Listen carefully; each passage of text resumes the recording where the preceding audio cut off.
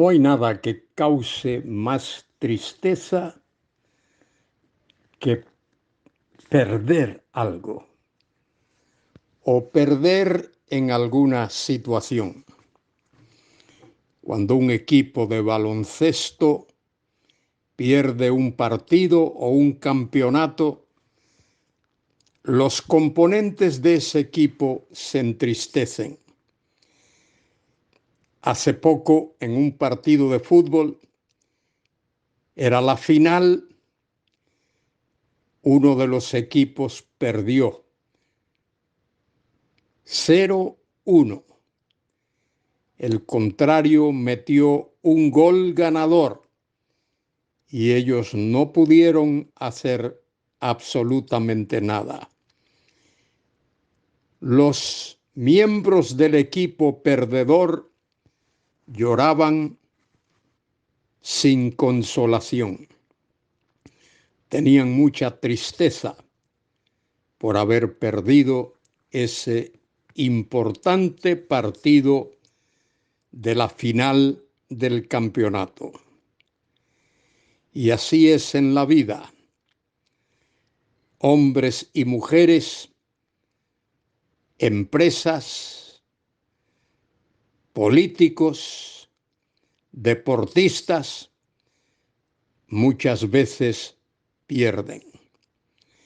Quien único jamás pierde es aquel que está al lado de Dios, del Dios Todopoderoso, Creador de cielos y tierra. Soy Luis Carballosa. Hoy comento con vosotros en el capítulo 6 del libro del profeta Oseas, versículos del 1 al 5. Debe recordarse que el nombre Oseas significa Dios es salvación. Y Dios llamó a ese hombre para que fuese una especie de cuadro de representante del mismo Dios. Y le dio una esposa. Su esposa se convirtió en una ramera. Cuando Oseas la tomó, era una mujer normal, igual que las demás. Pero poco después, esa mujer llamada Gomer se convirtió en una prostituta, en una ramera. Gomer era un tipo de la nación de Israel, a la que Dios tomó como esposa, por así decir, en el sentido espiritual, para que se uniese a ella para siempre. Pero Gomer hizo algo terrible, se convirtió en una mujer inmoral.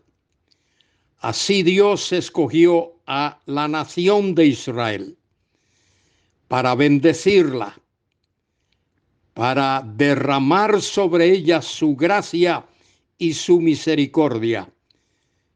Pero la nación de Israel se prostituyó y dio las espaldas a Dios, entregándose a los ídolos paganos.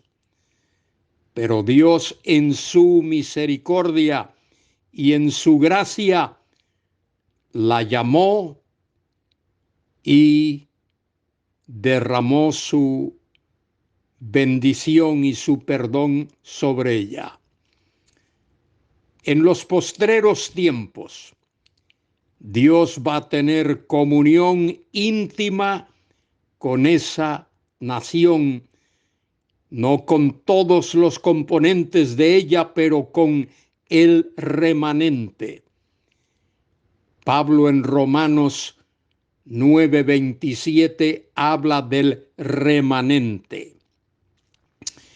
Y aquí en Oseas capítulo 6, versículos del 1 al 5, ese remanente dice, no el remanente de los días finales, sino el de los días de Oseas, dice, venid y volvamos a Jehová, porque Él arrebató y nos curará, hirió y nos vendará.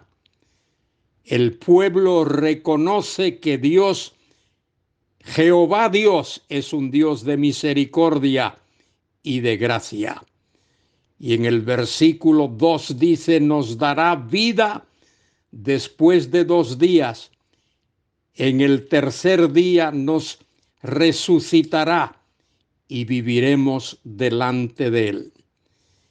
Y eso vislumbra la resurrección del Mesías, tal como se menciona en Lucas 24:46 y como se menciona también en 1 Corintios 15:4. El Hijo de Dios, Dios Hijo, el Mesías, vino, dio su vida, murió por pecadores, como tú y como yo, pero al tercer día resucitó de entre los muertos. Y Él vive por los siglos de los siglos. Está a la diestra del Padre, aguardando el día señalado por el Padre Celestial para venir de regreso a la tierra, con poder, con gloria y con majestad, para reinar de una manera maravillosa, gloriosa, para reinar primero en su reino mesiánico que se llama el milenio, porque Él ha de reinar por 1000 años y después de esos 1000 años Él continuará reinando por los siglos de los siglos y por toda la eternidad futura. Dice el versículo 3, y conoceremos y proseguiremos en conocer a Jehová, como el alba está dispuesta su salida, y vendrá a nosotros como la lluvia tardía y temprana. Él ha de venir con gran bendición, como la lluvia que fertiliza la tierra y los campos y produce fruto para que el hombre se alimente. En el versículo 4 hay 2 preguntas importantes, porque Efraín, las 10 tribus del norte, y Judá, las 2 tribus del sur, habían abandonado a Dios, se habían prostituido siguiendo a los ídolos. Y dice el versículo 4, ¿qué haré de ti, Efraín? ¿Qué haré de ti, oh Judá?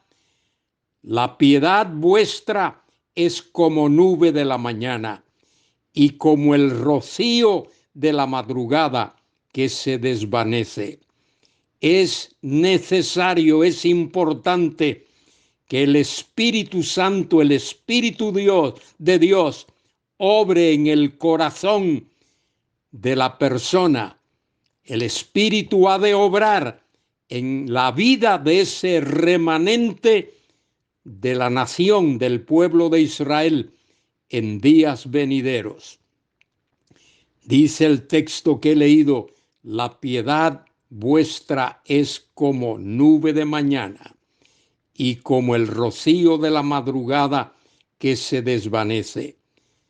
Por esta causa los corté por medio de los profetas, con las palabras de mi boca los maté, y tus juicios, o quizá mejor, mis juicios, los juicios de Dios, serán como luz que sale.